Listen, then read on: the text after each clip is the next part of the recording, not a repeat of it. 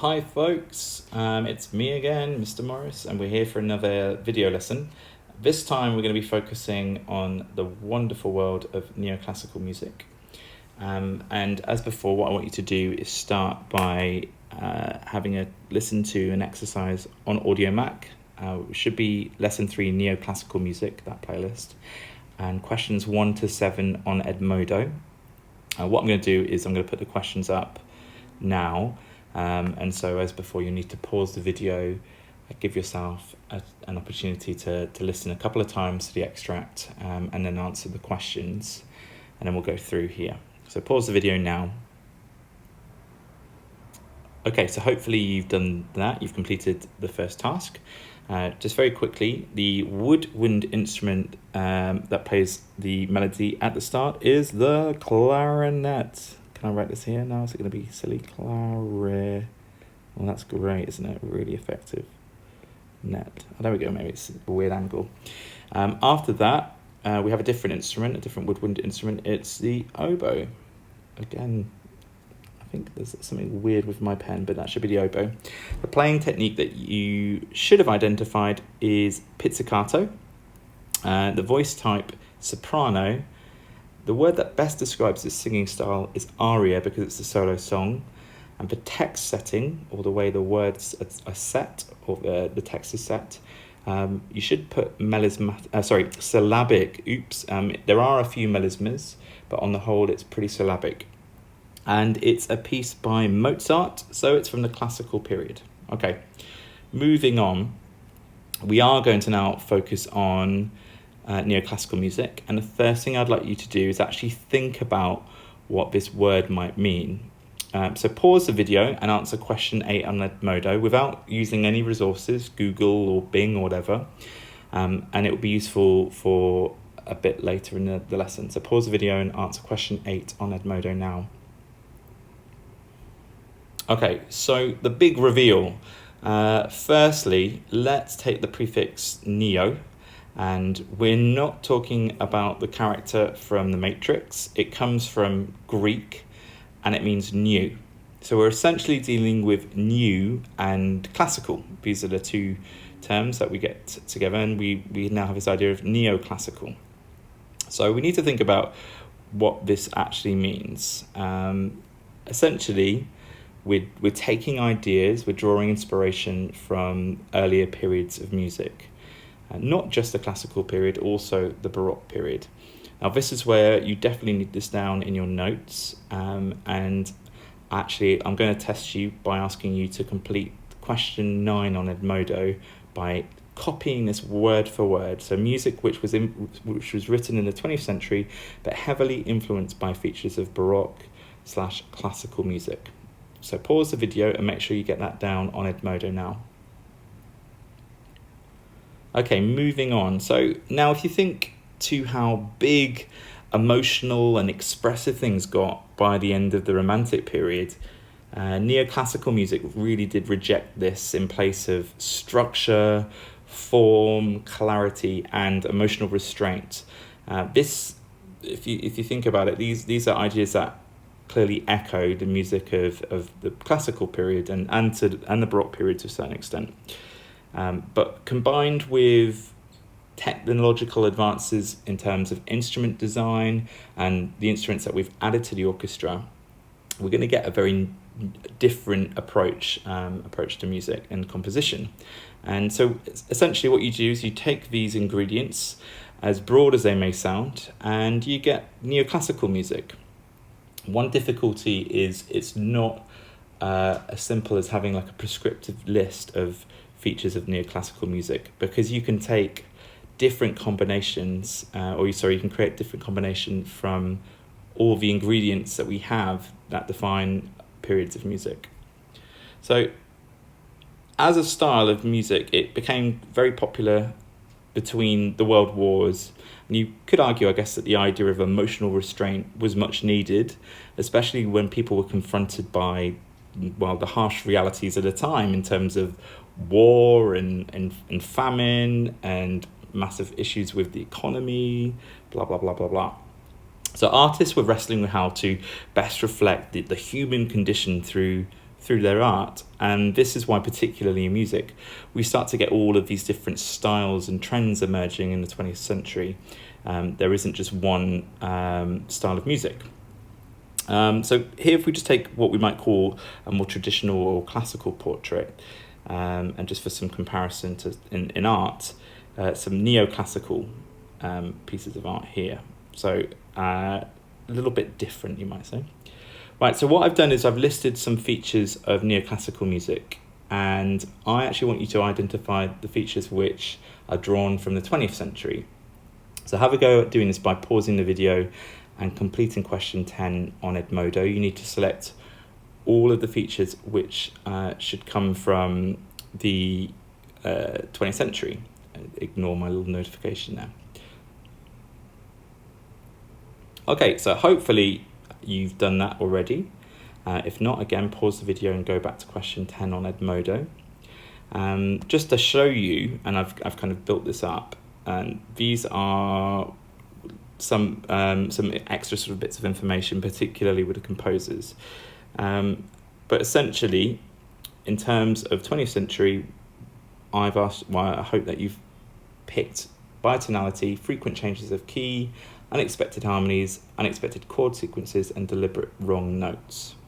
Now, again, I feel like it's important to echo that these aren't necessarily the core ingredients of every single neoclassical piece, but these are, I'd say, the more kind of common ones that you would expect.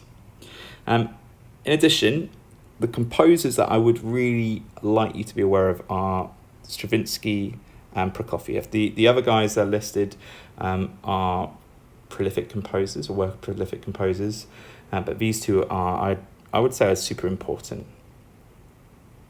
Now, moving on, we're going to test your ears now. What I want you to do is go onto the playlist and listen to track 2 and 3. What you've got are two pieces of music. One of them is classical and one of them is neoclassical, and you've got to decide which is which. And this relates to question 11 and 12 on Edmodo. So I want you to have a go at doing this now. Pause the video and answer the questions. Okay, hopefully you've, again, completed that task and you've worked out that the first piece, track 2, is in fact neoclassical and track 3 is classical. Track 3 is another piece by Mozart, and actually we've listened to quite a bit of Mozart now, and you may start to hear similarities in his music. Track 2 is actually written by this guy, Prokofiev, and he's arguably one of the great composers of the 20th century. I'm just sharing some interesting facts for you here, but the most pertinent are the fact that he was a bit of a rebel. His music wasn't always popular with the Soviet government, and interestingly, the Soviets were big fans of neoclassical music as they believed it to be free of any corrupting influences. And in a timely manner, in 1917, Symphony No. 1, known as the Classical Symphony, was composed in this style. So don't be overwhelmed by this, but I just wanted to get some ideas down to illustrate the classical influences heard in this piece of music by Prokofiev. I think some key ideas are the idea of having balanced phrases. We often talk about having call and answer phrases in classical music. Devices such as Alberti bass, remember that's going da da da da da da da da, that kind of broken chord figure, which I just sang really badly, and Mannheim rocket. Now this you might not have heard of before, but essentially it's the idea of having a very quick arpeggiated broken chord figure to kind of simulate a rocket taking off, and it was quite popular in the classical period. The music in this, the texture in this piece of music is largely homophonic, which again is typical of the classical period, and the orchestra actually was very much in the style of Haydn, so we didn't have a big, full extended wind, brass and percussion section. The harmony is very much focused on the tonic and the dominant, And Prokofiev uses forms like sonata form in this piece of music. So these are all typical features of the classical period that we can identify in his first symphony, known as the Classical Symphony. In terms of 20th century, there are some interesting things here in terms of what we call additive rhythms, where essentially you're working outside of conventional time signatures. Additionally, what Prokofiev likes to do is change the time signature, but quite abruptly and sneakily. You might just get one bar, which is actually in a different meter, a different time signature.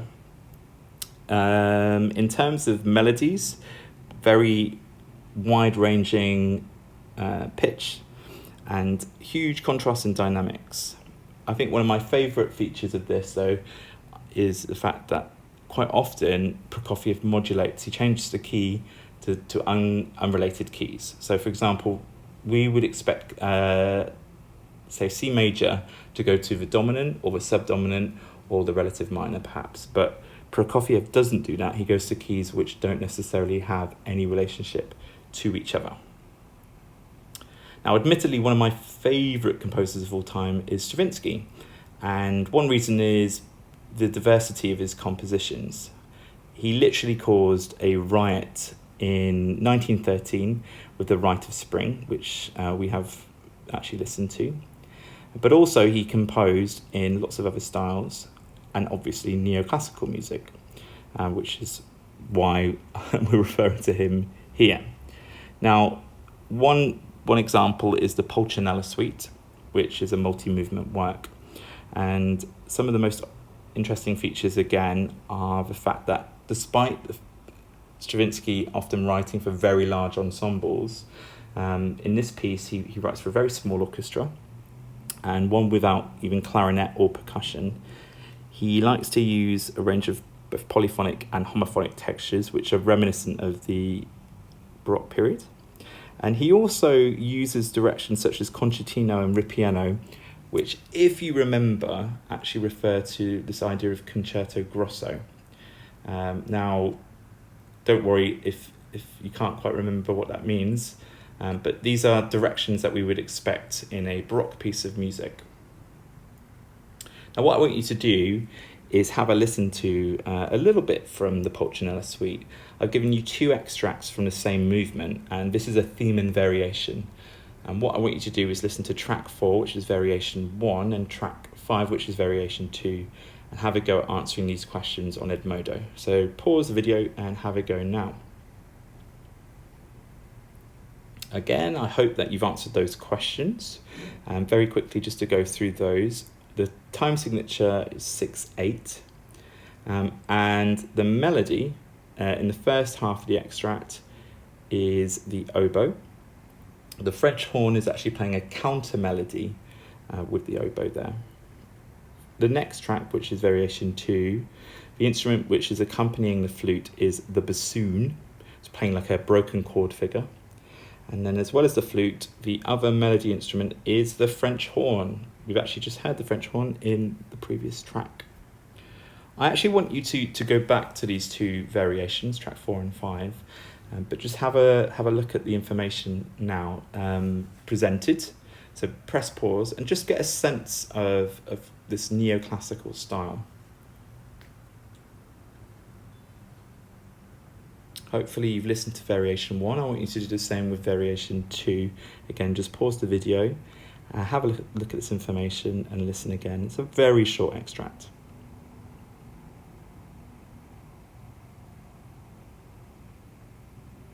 Okay, red alert time. These are, if you like, some key features of neoclassical music. But again, I really feel I need to stress the point that you could essentially have any feature of 20th century music and any feature of classical or Baroque music.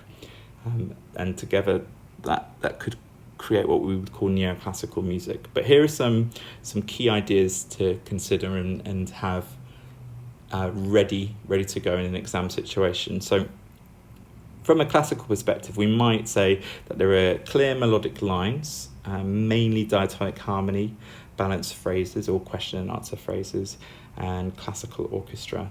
Again, it could be something like use of sonata form or rondo form as another good example, or classical orchestration, so it's a smaller orchestra. In terms of 20th century features, we could expect to hear some dissonance, some changes in the meter or time signature, combinations of unusual instruments, and rapid changes in orchestration, and unusual key changes. So again, it could essentially be anything from any of the 20th century styles, but these are some ones that often come up. So if you haven't already done so, pause the video, get this information down, and this will be crucial for your revision. But lastly, I want you to answer an actual exam question. So use 18 to 22 on Edmodo and use track 6 on the audio map playlist. If you have any more questions or problems, send me a message on Edmodo and I will get back to you. Okay guys, bye.